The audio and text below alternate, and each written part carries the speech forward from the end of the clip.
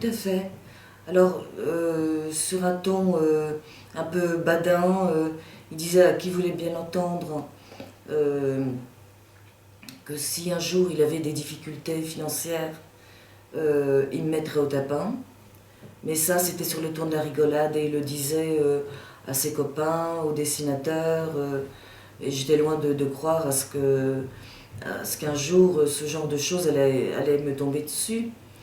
Donc, le jour où il me l'a demandé, c'était pas tout à fait une demande, c'était presque une exigence.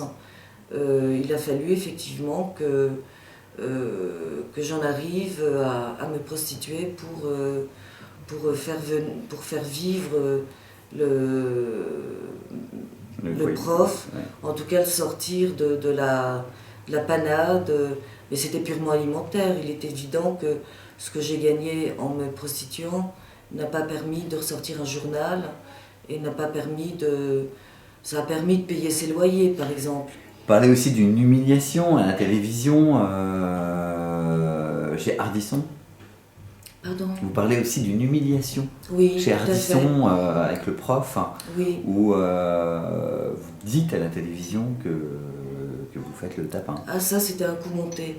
Voilà. C'était une sorte de deal parce que le prof venait de sortir le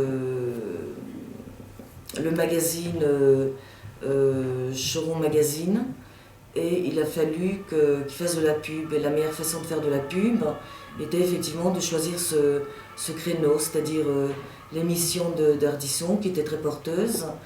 Et j'ai dû effectivement me dévoiler sous un aspect qui n'était pas fondé. Quand vous prenez ces décisions qui sont, qui, je vous dis, sont pas proches de la morale, quoi. Vous vous en voulez aujourd'hui? Vous les assumiez sur le moment? Quel sentiment vous aviez? J'assume pleinement. Ouais. J'assume pleinement parce que j'étais très éprise du professeur Choron déjà, mais en plus il fallait coûte que coûte qu'on fasse décoller ce magazine. Et je trouvais que l'idée, ma foi, même si j'en prenais plein mon grade, ça pouvait être une idée de départ qui pouvait contribuer justement à faire connaître Professeur Choron Magazine auprès des lecteurs. Sylvia, est-ce que aujourd'hui le livre il est en librairie? Je pense que vous faites des mécontents. Est-ce que je me trompe? Écoutez, jusqu'à présent, j'ai interrogé mes amis qui sont Philippe Villemin, Lefred Touron, Delfeuille de Thon du Nouvel Observateur, sans en compter d'autres. Et très sincèrement, de leur part, ils me répondent « ça ne nous étonne pas ». Ça ne nous étonne pas de lui. Non seulement ils trouvent le livre très bien, bien construit, mais l'histoire est très belle, est très émouvante, mais en même temps, ils découvrent un professeur Choron qu'ils méconnaissaient totalement. Et effectivement, ça ne les étonne pas. Et est-ce que vous arrivez à vous exprimer dans les médias par rapport à ce que vous dites? Est-ce qu'on vous donne assez la parole selon vous?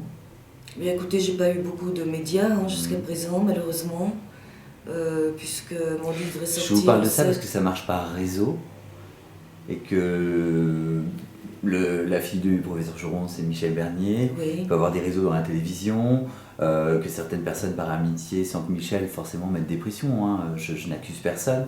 Moi, je suis neutre dans tout ça, mais je me pose la question, est-ce qu'à un moment donné, c'est super de pouvoir exprimer votre vérité dans un livre, mais j'ai l'impression que les fenêtres médiatiques sont peut-être difficiles à voir. Elles restent plutôt closes pour l'instant. J'ai pas eu de retombées, mais alors, est-ce du fait de Michel Bernier? Je ne sais pas. Je ne peux pas dire du mal, du bien, quoi qu'il en soit. Il se trouve que mon livre est sorti le fameux 7 on va janvier. parler de Charlie Hebdo. Et malheureusement, mon livre a été, Bien sûr, je dirais, étouffé par complètement. cette affaire extrêmement grave. Complètement.